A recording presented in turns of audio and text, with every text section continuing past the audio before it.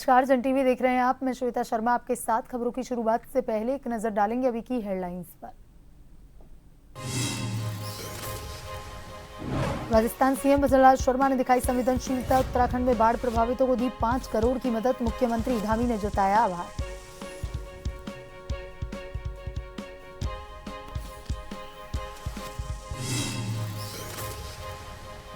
Monsoon को लेकर CM Dhami ने बनाई प्रदेश की स्थिति पर नजर। सभी विभागों अधिकारियों को सक्रिय रहने के निर्देश। नकली दवाइयों के मामले में जताई नाराजगी, कहा नहीं बख्शे जाएंगे दोषी।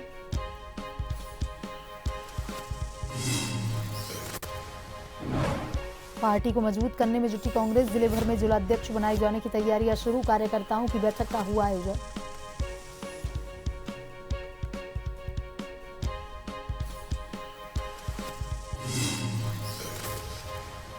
रुड़की में सड़क उद्घाटन कार्यक्रम में उपजा विवाद। पहले रुड़की विधायक फिर मेयर ने काटा फीता। दोनों के बीच नोकझोंक बनी चर्चा का विषय।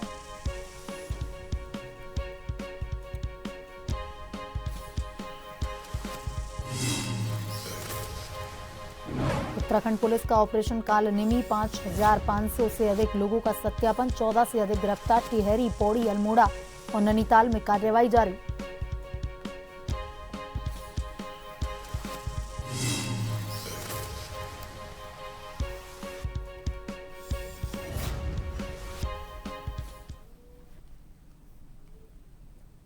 और अब खबरें विस्तार से।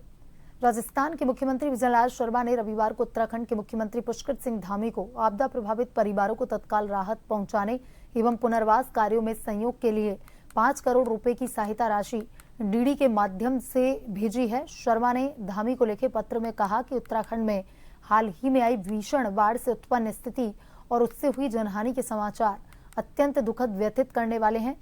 उन्होंने संकट की इस घड़ी में उत्तराखंड के साथ कंधे से कंधा मिलाकर खड़े होने का आश्वासन दिया है। उन्होंने उत्तराखंड के बाढ़ प्रभावित क्षेत्रों में जनजीवन शीघ्र सामान्य होने और पीड़ित परिवारों को संबल और धैर्य प्राप्त होने की प्रार्थना की।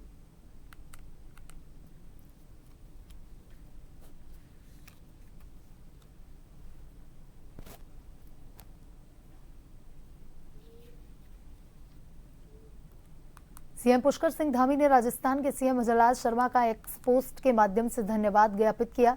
सीएम ने लिखा कि उत्तराखंड में आई आपदा के समय महत्वपूर्ण सहयोग हेतु माननीय मुख्यमंत्री जी का हृदय से आभार। इस कठिन घड़ी में राजस्थान सरकार की संवेदनशीलता पहल आपदा प्रभावितों के लिए संबल का कार्य करेगी। हम सभी उत्तराखंड वासी सात्मीयता और सहयोग भावना को सदैव स्मरण रखेंगे।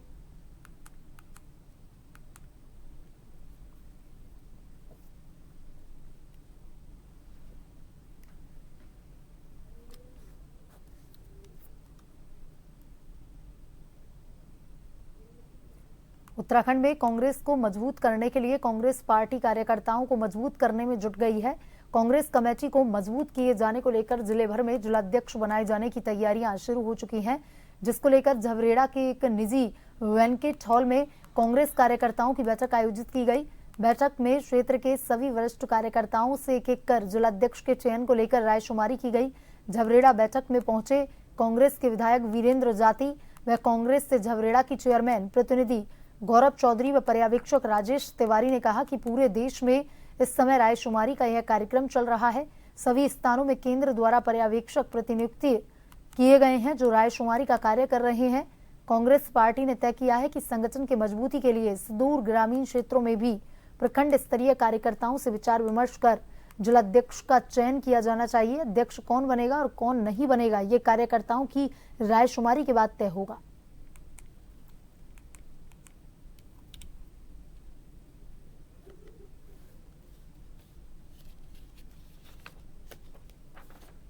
देखिए, काफ़ी प्रत्याशी जिलाध्यक्ष के लिए जिन्होंने आवेदन किया है, काफ़ी लोग हैं। मैं नाम लूँगा तो काफ़ी समय लगेगा।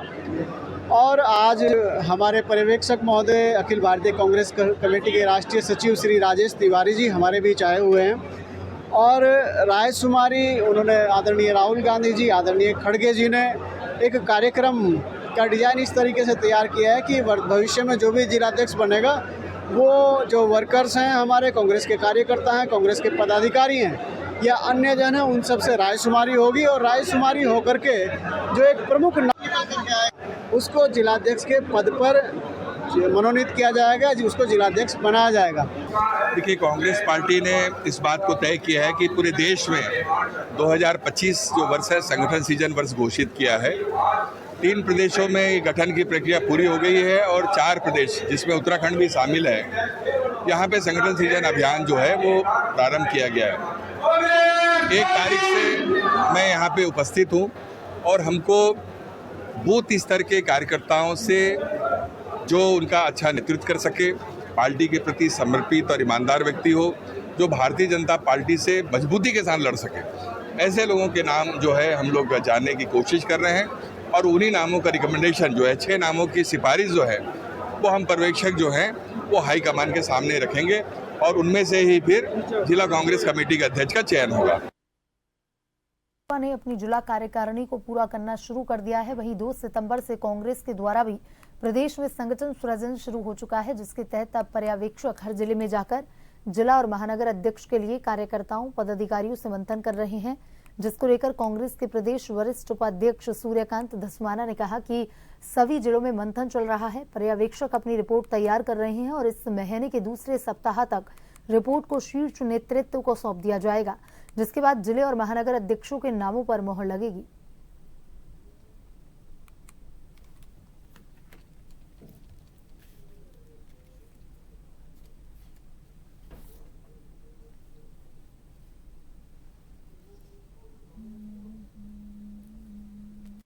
का कार्यक्रम 2 सितंबर को शुरू हुआ था। अखिल भारतीय कांग्रेस कमेटी की तरफ से 27 के 27 जनपदों के लिए एआईसीसी ने एक ऑब्जर्वर नियुक्त किया था। उनके साथ हमने 3-3 ऑब्जर्वर प्रदेश कांग्रेस कमेटी की तरफ से नियुक्त किए थे।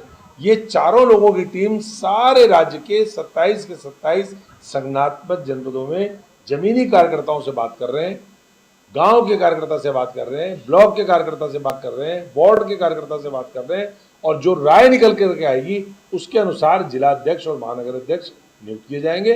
ये सारे लोग अपनी रिपोर्ट इस सितंबर के दूसरे हफ्ते में तीसरे हफ्ते तक अखिल भारतीय कांग्रेस कमेटी को सबमिट कर देंगे और उसके बाद अखिल भारतीय कांग्रेस कमेटी राज्य के सभी 27 जनपदों में जो महानगर और जिला अध्यक्ष बनेंगे, ऐसा नहीं है कि सभी जगह नए बने, ऐसा भी हो सकता है कई जगह रिपीट हो, जिन लोगों ने अच्छा काम किया उनको दोबारा अवसर दिया जाए, लेकिन राज्य में सभी जगह पुनर्गठन होगा और 27 के 27 जनपदों में आपको सितंबर के महीने में ही जिला अध्यक्ष और महानगर अध्यक्ष नए। उत्तराखंड में मानसून के बीच मुख्यमंत्री पुष्कर सिंह धामी ने प्रदेश की स्थिति पर लगातार नजर रखने की बात कही। मुख्यमंत्री ने बताया कि सरकार हालात की समीक्षा कर रही है और सभी विभागों को अलर्ट मोड पर रहने के निर्देश पहले ही दिए जा चुके हैं।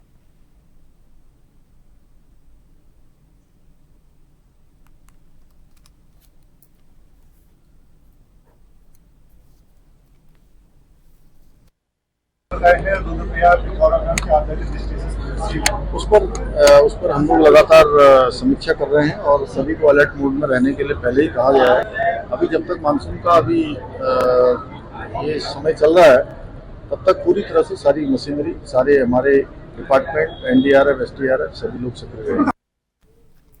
मुख्यमंत्री पुष्कर सिंह धामी ने नकली दवाइयों के मामले पर कड़ी नाराजगी जताई है। उन्होंने कहा कि यह बेहद गंभीर विषय है और इसके लिए सख्त कार्रवाई के आदेश जारी कर दिए हैं।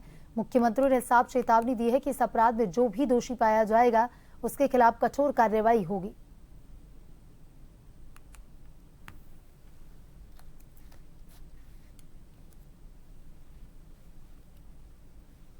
गंभीर विषय बार बार आ रहा है कि जगह जगह पर इस प्रकार की शिकायतें मिल रही है, उसके लिए हमने सख्त कार्रवाई के आदेश दिए और जो भी इसमें दोषी पाया जाएगा, पकड़ा जाएगा, उनके खिलाफ हम कठोर कार्रवाई करेंगे, क्योंकि ये बहुत गंभीर विषय है कि लोगों को जो है नकली दवाइयाँ किसी भी कीमत पर नहीं मिलनी चाहिए और जो भी इसमें ऐसे अपराध में पाया जाएगा और जो लोग इसकी सप्लाई करने वाले हैं उनके खिलाफ भी हम अंतिम चरण तक इस पर कार्रवाई करेंगे।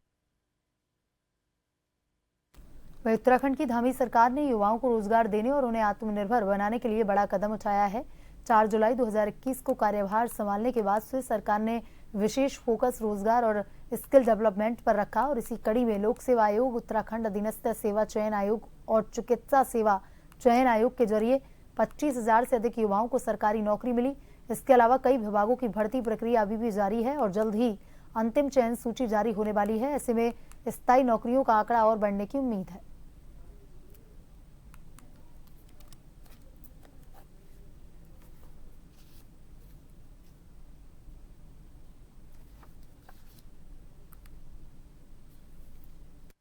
पहले दिन से हम आदरणीय प्रधानमंत्री श्री नरेंद्र मोदी जी के मार्गदर्शन में ये संकल्प लेकर आगे बढ़े हैं कि उत्तराखंड के सरकारी विभागों में जितनी भी हमारी रिक्तियां हैं उन सभी रिक्तियों को भरेंगे।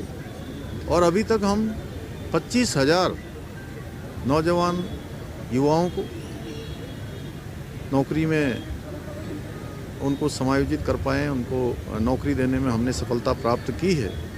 और ये हमारा प्रयास निरंतर आगे भी चलता रहेगा।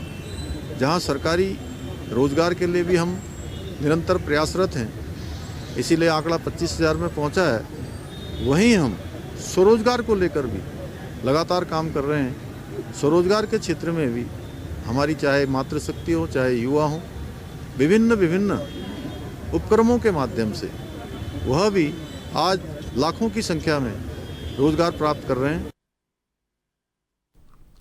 वहीं उत्तराखंड सरकार में राज्य मंत्री एवं संस्कृति एवं कला परिषद के उपाध्यक्ष मधु भट्ट ने कहा कि मुख्यमंत्री पुष्कर सिंह धामी के नेतृत्व में देवभूमि अपनी देव संस्कृति, कृषि, पारंपरिक बीज और जड़ी बूटियों के जरिए विश्व स्तर पर एक नई पहचान बना रही है। मधु भट्ट ने यह भी कहा कि कोरोना काल में भारत की वैक्सीन और आयुर्वेदिक दवाइयों ने पूरी दुनिया को राहत दी, जिससे यह साबित हुआ कि स्वदेशी परंपरा आज भी मानवता के लिए सबसे प्रभावी और उपयोगी है। राज्य मंत्री ने आगे कहा कि अब समय आ गया है कि उत्तराखंड वासी अपनी पारंपरिक धरोहर और स्वदेशी उत्पादों को गर्व के साथ अपनाएं। उन्होंने जोर देकर कहा कि स्वदेशी वस्तुओं का सदुपयोग करके देवभूमि से पूरी दुनिया को एक बड़ा संदेश जाएगा, जो आत्मनिर्भर भारत के संकल्प को और मजबूत करेगा।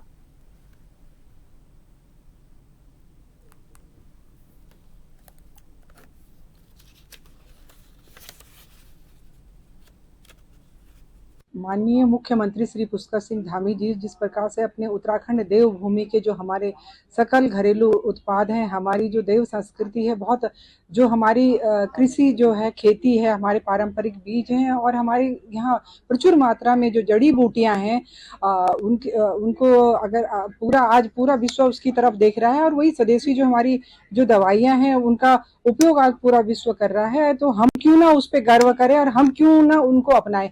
हम क्यों विदेशी चीजों का इस्तेमाल करके अपने जो हमारे पुरानी पारंपरिक जो हमारी वस्तुएं हैं, जो हमारे सकल घरेलू उत्पाद हैं, जो हमारे उन्नत बीज हैं, उनका हम इस्तेमाल क्यों ना हम उस पर गौरव महसूस करें।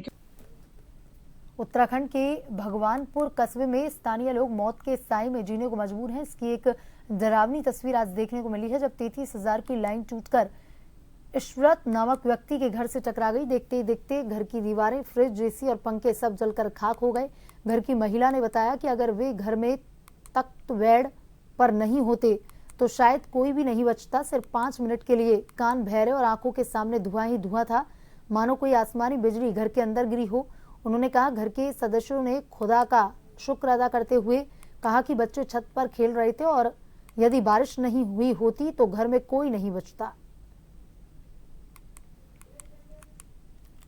देखिए, रायपुर फर्स्ट बिजली घर पे 33 की लाइन है जो 132 भगवानपुर से निकल रही है। इसमें एक डबल पोल पे क्लैम्प था, जो क्लैम्प टूट था, उसकी वजह से डबल सर्किट है इसमें, उसकी वजह से लाइन छतों से टकरा गई। अच्छा, आपको नहीं लगता कि भाई अगर बारिश ना आती तो 10 जिंदगी खतरे में थी, नीचे ना जाते बच्चे खेल लेते ऊपर? हाँ, इसमें थोड़ा 33 में खतरा रहता है, बहुत खतरा रहता है।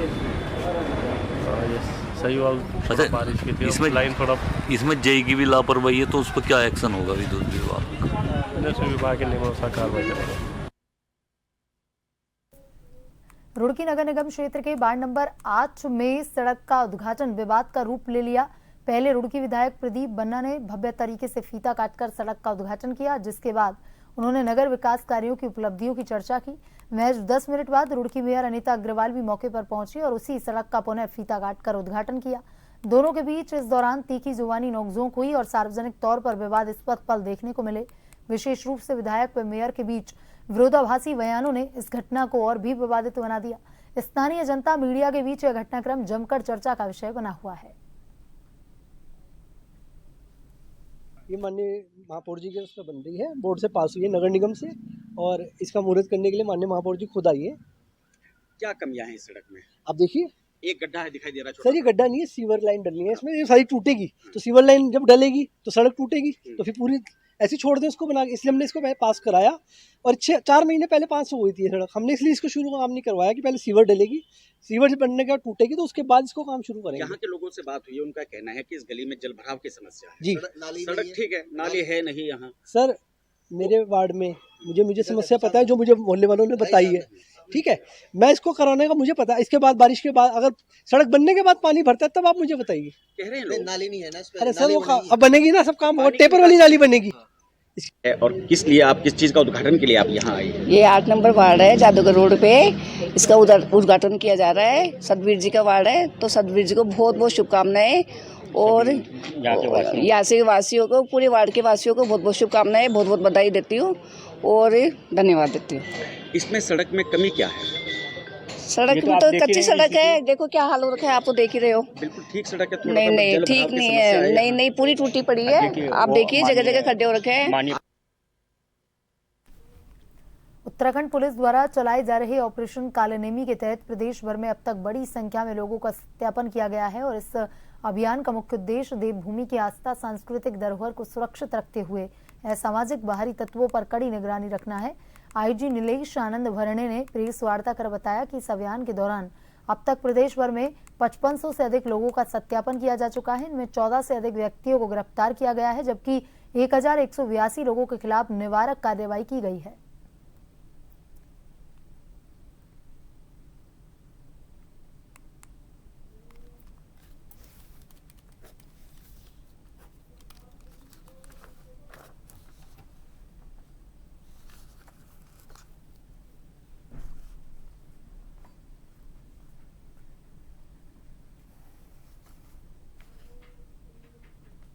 वहीं सिविल लाइन कोतवाली क्षेत्र के वेलड़ी नशा मुक्ति केंद्र में एक युवक का फंदे से लटका हुआ शव मिलने से सनसनी फैल गई। सूचना मिलते ही मौके पर पहुंची पुलिस ने शव को कब्जे में लेकर पोस्टमार्टम के लिए भेजा। दरअसल इस नशा मुक्ति में ये पहला मामला नहीं है जब किसी व्यक्ति की मौत हुई है। इससे पहले भी यहाँ कई मामले सामने आ चुके हैं, लेकिन आरोप है कि संचालक पर कोई कार्रवाई नहीं होती। एसपी देहात का कहना है कि मामले की जांच पड़ताल की जा रही है, सीसीटीवी कैमरे भी खंगाले जा रहे हैं। देखिए, ये बेलड़ा थाना रुड़की क्षेत्र में एक जगह पड़ती है जहाँ पर एक नशा मुक्ति केंद्र में आज सुबह सूचना मिली कि वहाँ पर जो एक आदमी था ट्रीटमेंट ले रहा था, 29 साल का युवक है जिसका नाम वसीम है, उसने बाथरूम में हैंग कर लिया, सुसाइड कर लिया। तो हमारी टीम वहाँ पर थी, एफएसएल टीम को भी बुलाया गया।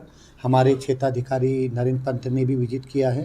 तो प्रथम दृष्टया सुसाइड का ही उसमें हमको पड़ताल में मिला है। बाकी परिजन उसमें क्या कहते हैं, वहाँ सीसीटीवी का भी हम अवलोकन करेंगे, तो जैसे तथ्य आएंगे उस हिसाब से आगे लीगल कार्रवाई की जाएगी। उत्तराखंड के मुख्यमंत्री पुष्कर सिंह धामी के साफ निर्देशों के बाद हरिद्वार जिला प्रशासन ने ऐसा अभियान छेड़ा है जिसने अवैध कब्जाधारियों की कमर तोड़ दी। डीएम मयूर दीक्षित ने पद संभालते ही लगातार बुलडोजर एक्शन शुरू करवा दिए। पक्के निर्माण से लेकर के बड़े बड़े होटलों और सड़क किनारे फैले अतिक्रमण तक किसी को भी राहत नहीं दी गई। चाहे शिवालिक नगर पालिका क्षेत्र हो या रुड़की और लक्सर, हर जगह प्रशासन का एक ही संदेश है, सरकारी जमीन पर अब कब्जा करने वालों को बख्शा नहीं जाएगा।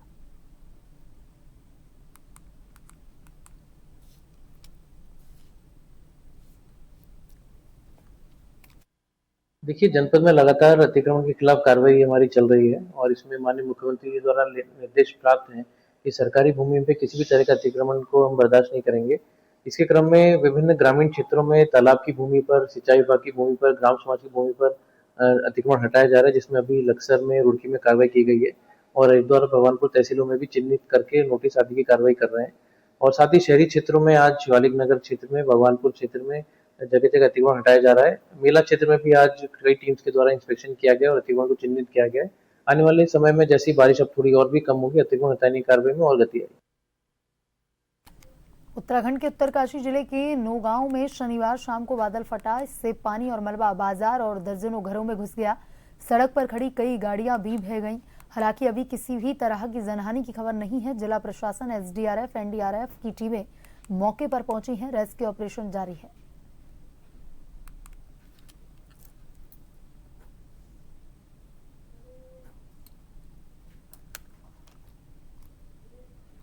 लंबी बैठकों के बाद भाजपा ने उत्तराखंड में संगठनात्मक जिलों की कार्यकारिणी का ऐलान कर दिया है। कुल 16 जिलों की कार्यकारिणी घोषित की गई है। चमोली, पिथौरागढ़, बागेश्वर जिले की कार्यकारिणी बाद में घोषित की जाएगी। पार्टी नेताओं का कहना है कि इन कार्यकारिणियों के गठन से संगठनात्मक ढांचा और मजबूत होगा। आगामी चुनाव रणनीतियों को गति मिलेगी।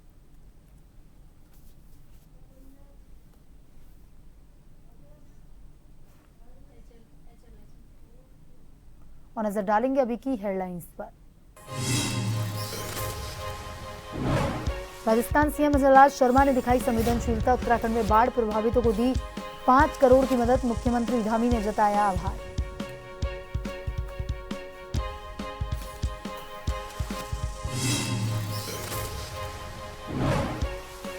मानसून को लेकर के सीएम धामी ने बनाई प्रदेश की स्थिति पर नजर। सभी विभागों, अधिकारियों को सक्रिय रहने के निर्देश। नकली दवाइयों के मामले में जताई नाराजगी, कहा नहीं बख्शे जाएंगे दोषी।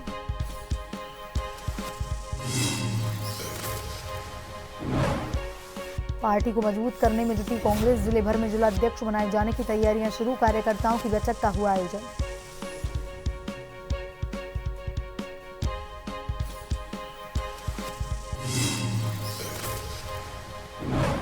रुड़की में सड़क उद्घाटन कार्यक्रम में उपजा विवाद। पहले रुड़की विधायक, फिर मेयर ने काटा फीता। दोनों के बीच नोकझोंक बनी चर्चा का विषय।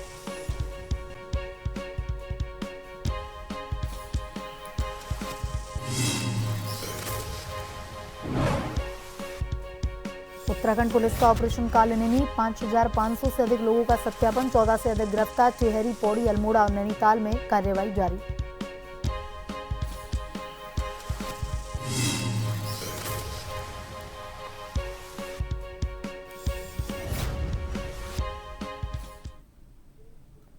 बुलेटिन में अभी तक के लिए इतना ही। बने रहिए जन टीवी के साथ। नमस्कार।